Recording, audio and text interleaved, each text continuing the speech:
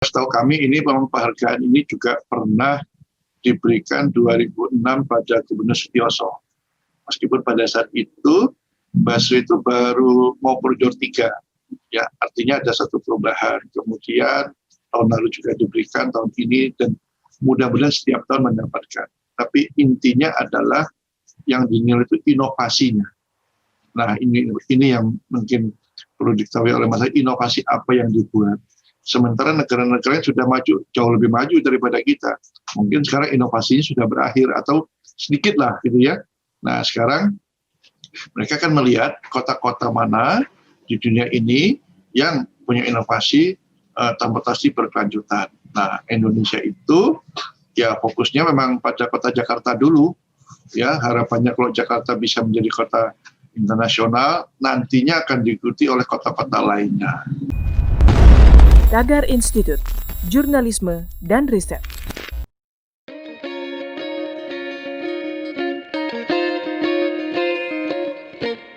Halo Tagarians, para penonton setia Tagar TV dan juga pembaca setia Tagar ID, ketemu lagi sama saya, Kori Olivia.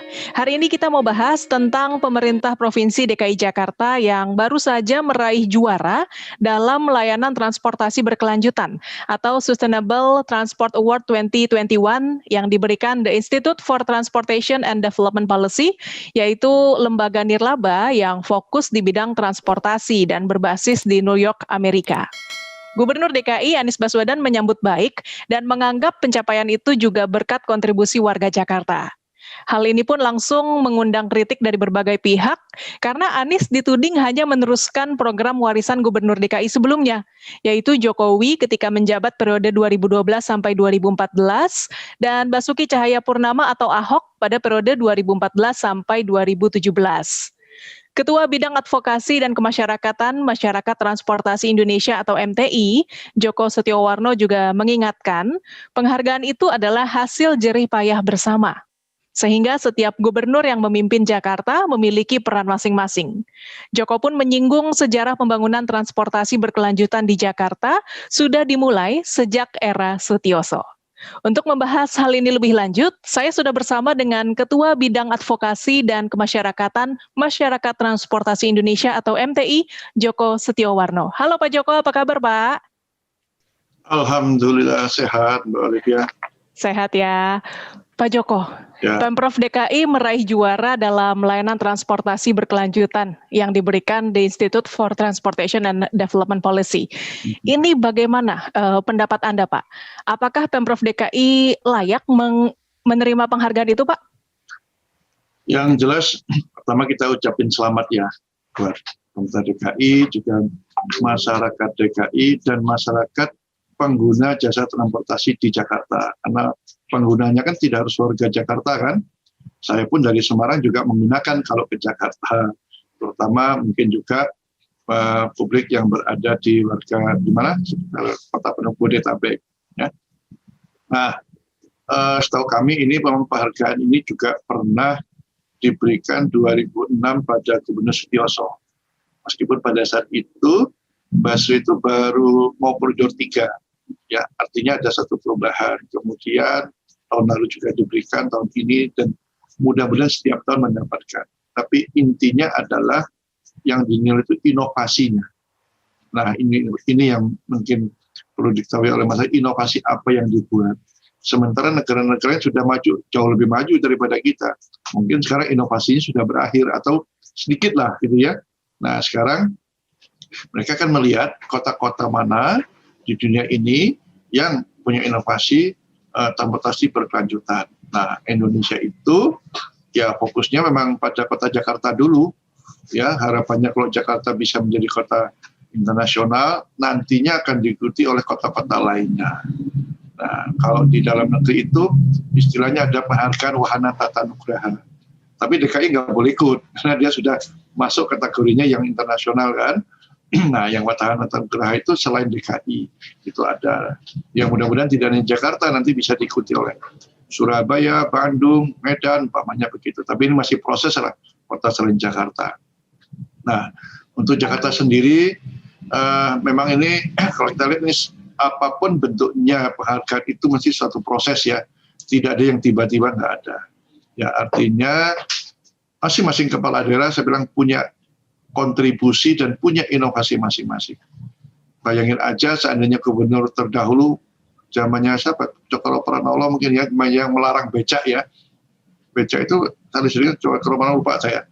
Seandainya becak masih ada ya, itu tentunya tidak mungkin tiba-tiba Setiausaha bisa melakukan program busway umpamanya gitu ya.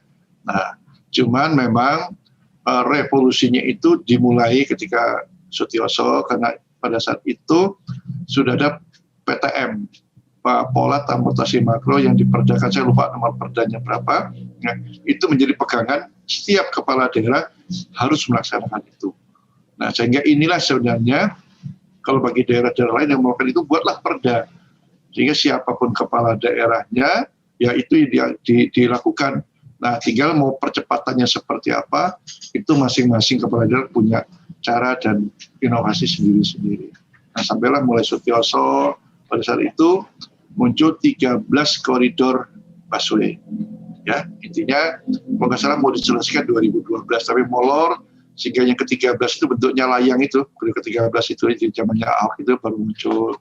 Kemudian juga merencanakan beberapa koridor, eksekusinya ketika Pak Jokowi juga muncul inovasi baru, bis wisata gratis lagi kan, karena ketika beliau menjadi wali kota Solo di sana pertama kali bis tingkat wisata. Nah, kemudian di Jakarta, karena kota Jakarta cukup banyak orang melihat investor dan banyak yang membantu juga, CSR-nya sebagian diberikan pada pemberian bis wisata itu. Dan itu juga hanya tidak Jakarta, sekarang bis wisata tingkat itu juga diberikan oleh perusahaan sama di daerah-daerah. Misalnya di Semarang juga ada, di Solo juga ditambah, Surabaya dan sebagainya. Ya.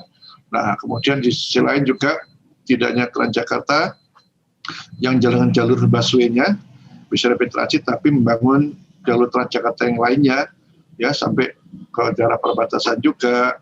Muncul juga pedestriannya sudah mulai bagus gitu ya. Memang butuh waktu lah. Tidak mungkin membangun itu dalam 2 periode nggak bakal selesai. Ya, pedestriannya sudah lebar-lebar. Yang dulunya saya ingat itu ada parkir tepi jalan dihilangkan untuk memperlebar trotoar ya di daerah Tanah Abang, Surabaya dan sebagainya.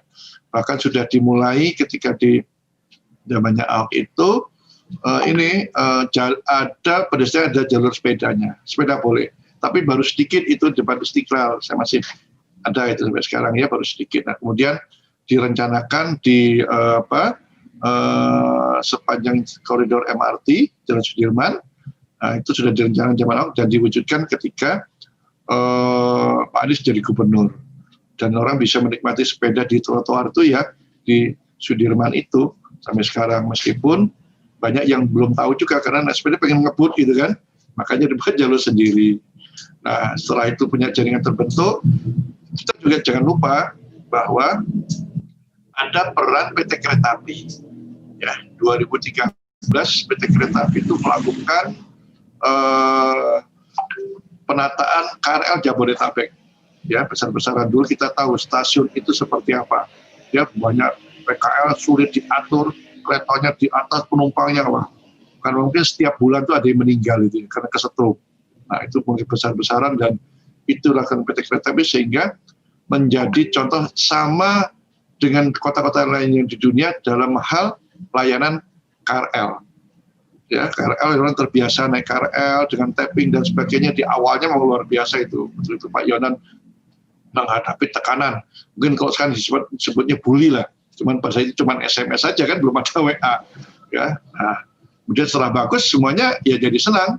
Ketika dibangun MRT, Pak Jokowi memulai, Anies dilaksanakan, itu kan cukup lama. MRT itu sendiri sebenarnya Pak Foke sudah mulai. Ya, sudah memulai, kalau nggak salah dulu dia melakukan itu di groundbreaking-nya di mana, Pak Bukus atau di mana lupa saya. Ya, sudah dimulai, cuman beliau berakhir, Pak Jokowi dipercepat lagi, zamannya Pak Anies itu bisa diresmikan.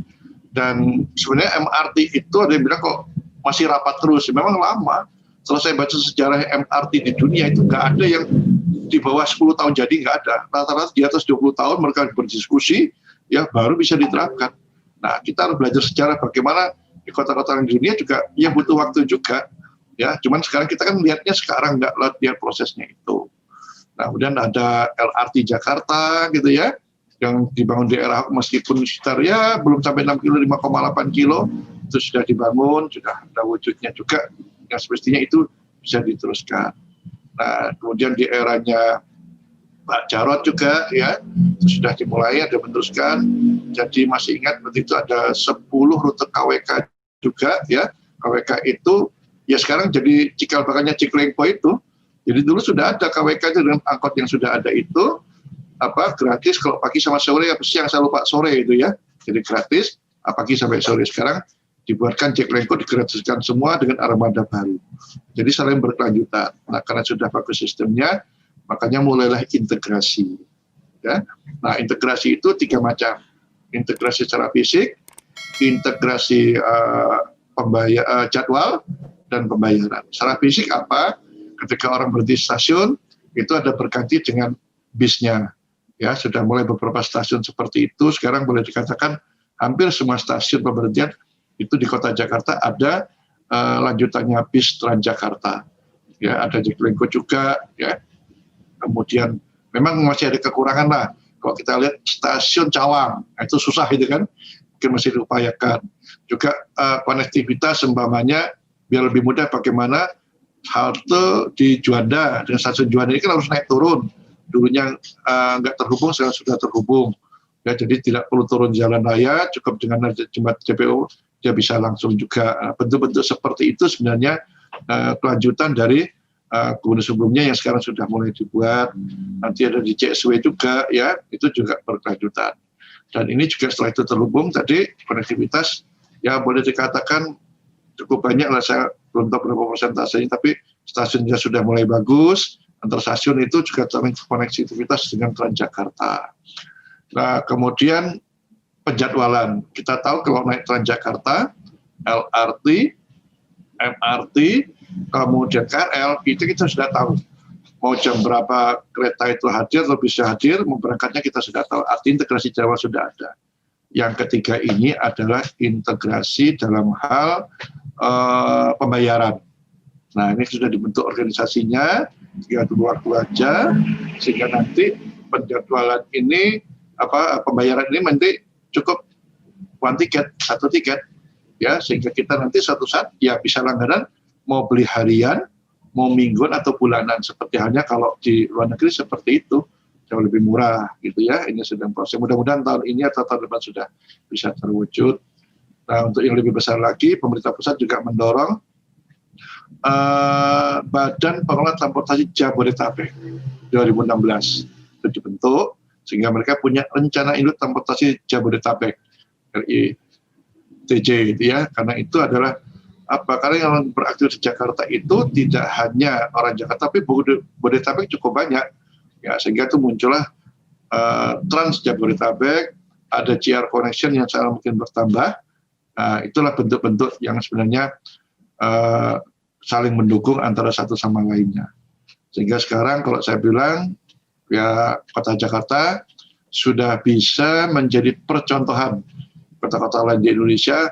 Kalau dulu kan belajarnya ke Singapura, ke Malaysia, jalan-jalan aja itu, nah, pulang nggak pernah diwujudkan. Nah, sekarang kalau sudah Jakarta, ini cara Indonesia, karena teori boleh sama. Saya bilang, itu referensi aja loh. Tapi kita terapkan di negara Indonesia dengan perilakunya bangsa sendiri. Gitu Mbak Olivia, ringkasnya. Panjang ya. Nah, Pak Joko, ini kan yang kita tahu penghargaan itu dipengaruhi 2 kebijakan transportasi ya, yaitu integrasi antar moda transportasi dan juga upaya menciptakan jalan lingkungan yang ramah untuk pejalan kaki. Ya. Nah, sejauh ini Anda melihatnya bagaimana nih Pak? Apakah ada kelemahan yang Anda lihat dari upaya integrasi antar moda transportasi di DKI, Pak Joko? Ya, memang tidak mudah melakukan itu ya. Apapun saya bilang, kalau mudah saya kira sudah dari dulu sudah jadi kan. Karena tidak mudahnya itu, makanya setiap kepala daerah punya cara, punya inovasi masing-masing. Integrasi kalau kita lihat, tadi saya katakan sudah mulai terwujud. yang dulunya berhenti di stasiun Manggarai tidak ada busnya, sekarang sudah ada busnya Transjakarta gitu ya. Tanah Abang stasiunnya dibuat bagus juga, stasiun Senen juga bagian yang bagus itu kan, masing-masing instansi membuat yang lebih bagus. Nah, itu saling terhubung. Trotoar itu menjadi satu bagian penting juga. Setiap pengguna angkutan umum mesti pejalan kaki. Nggak ada pengguna pejalan kaki. Artinya hanya pejalan kaki harus bagus. Ya, makanya ini upaya DKI juga untuk mempercepat semua jaringan jalan itu membangun pedestrian yang manusiawi, gitu, yang humanis, gitu kan. Artinya tidak hanya untuk yang biasa, tapi teman-teman disabilitas pun dapat menggunakan trotoar itu. Ya, ada standar-standarnya sekarang. Bahkan saya bilang ada juga yang sepeda juga bisa digunakan oleh sepeda. Nah, sekarang kan bangun jalur sepeda. Nah, cuma sekarang jalur sepeda ini menjadi kendala. Nah, ini harus bangun jalur sepeda karena masa pandemi ya. Masa pandemi, orang menggunakan angkutan umumnya berkurang. Nah, beralihnya sepeda, tapi jalur sepedanya belum lengkap. Ya, kendaraan pribadi lagi. Ini tantangan besar buat DKI ini. Ya, bagaimana orang tetap menggunakan angkutan umum, tidak menggunakan pribadi, atau untuk jarak pendek dia gunakan sepeda. Makanya mengusulkan itu bagaimana GR Connection yang ke perumahan Bodetabek itu diperbanyak. Saya bilang kalau diperbanyak nanti mereka boleh membawa sepeda. Sekarang boleh bawa sepeda kan. Nah, walaupun jumlahnya satu bus cuma 8, oke lah 8 bawa, tapi kan ada ruang kecil kalau sepedanya lipat bisa lebih dari itu. Nah, kalau dibawa sepeda dari rumah dinas sepeda ke halte di perumahan itu, naik bus sampai Jakarta, berarti poinnya di mana? Poinnya mungkin di Juanda atau di Blok M, mereka naik sepeda. Asal jalurnya memang harus dibuat yang berkeselamatan. Kalau menurut Pak Joko sendiri, apakah integrasi antar moda transportasi ini sudah cukup sukses mengurangi angka kemacetan di DKI, Pak? Ya, setidaknya sudah ada upaya itu ya, karena ini kan baru istilahnya push and pull. Jadi satu sisi orang itu ditekan untuk berangkutan umum, tapi angkutan umumnya beserta fasilitas lainnya harus bagus. Ya, angkutan umumnya harus bagus, kemudian pedestriannya juga, dan jalur sepedanya. Kita ini kekurangannya jalur sepeda.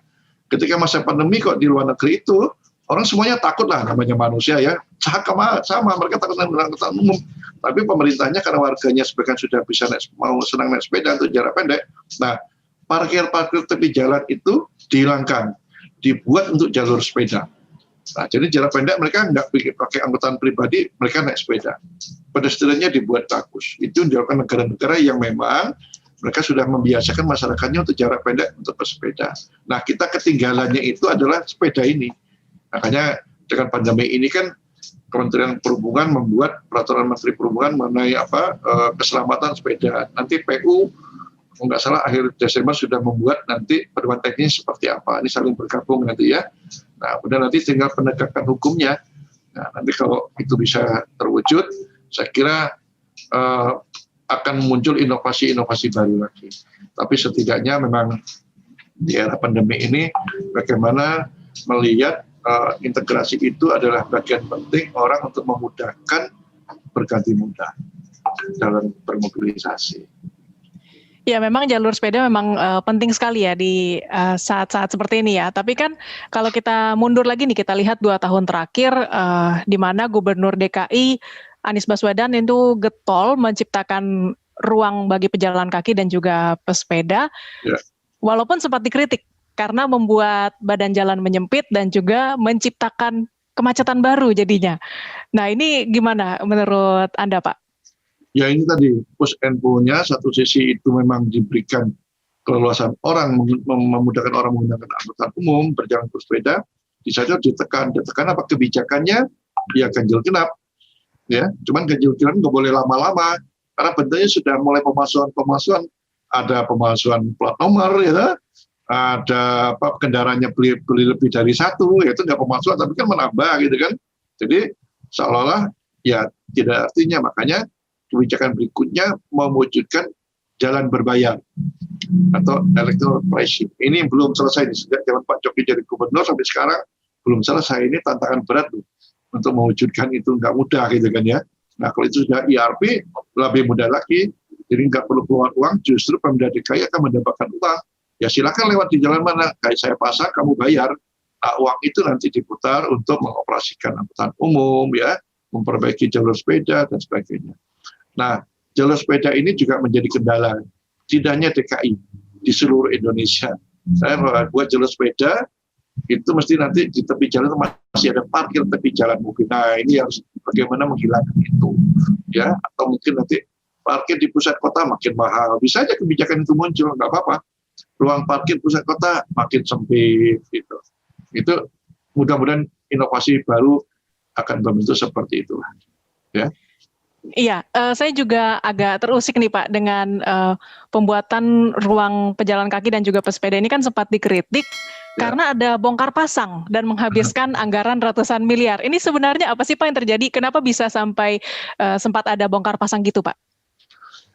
Ya sebenarnya kalau saya lihat bukan bongkar pasang tapi membuat yang lebih bagus.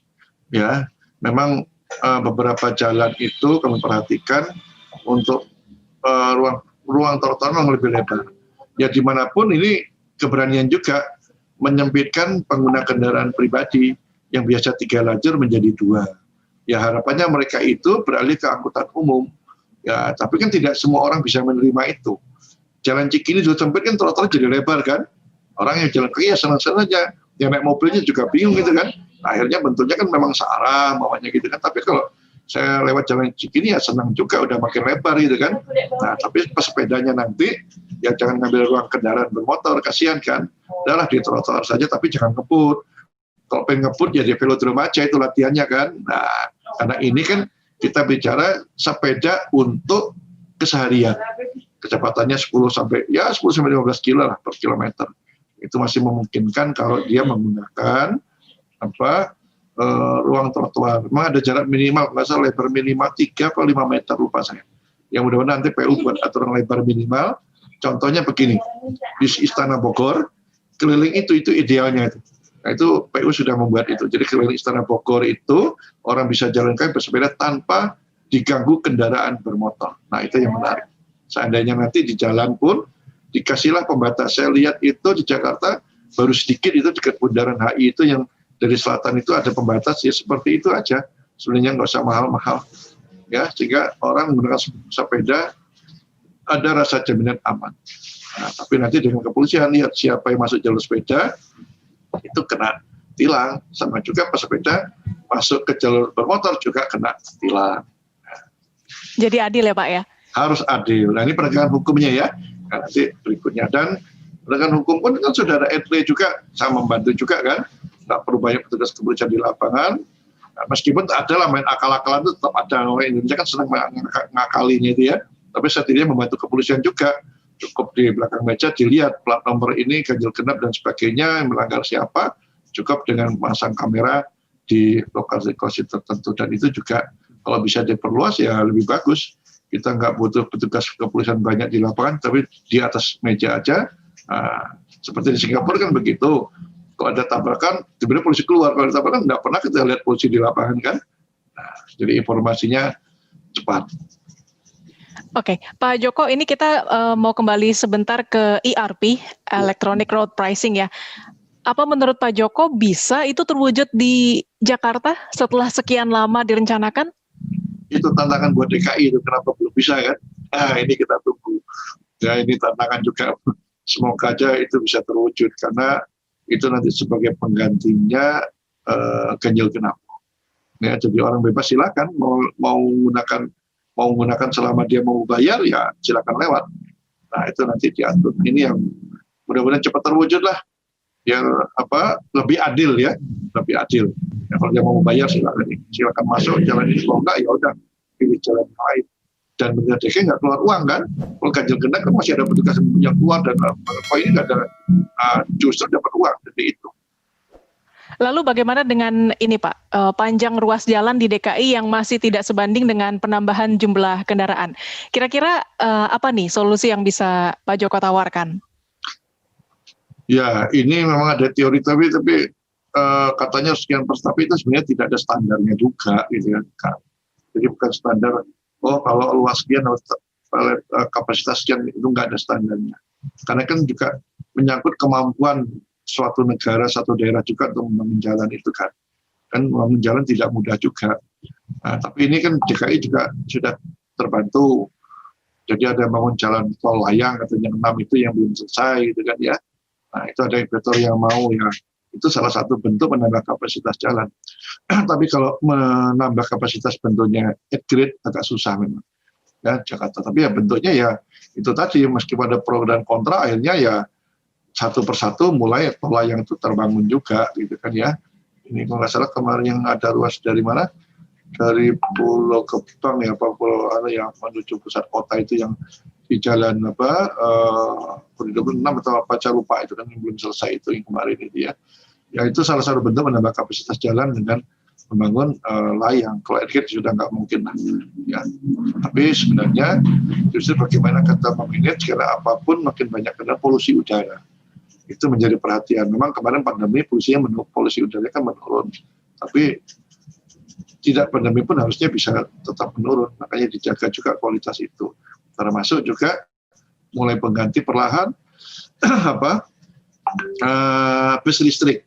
Nah, target bus listrik ini perlu digencarkan juga, dimasarkan sehingga kalau nggak salah 2030 mau ada bus listrik totalitas semua Transjakarta sudah tergantikan. Itu menarik juga.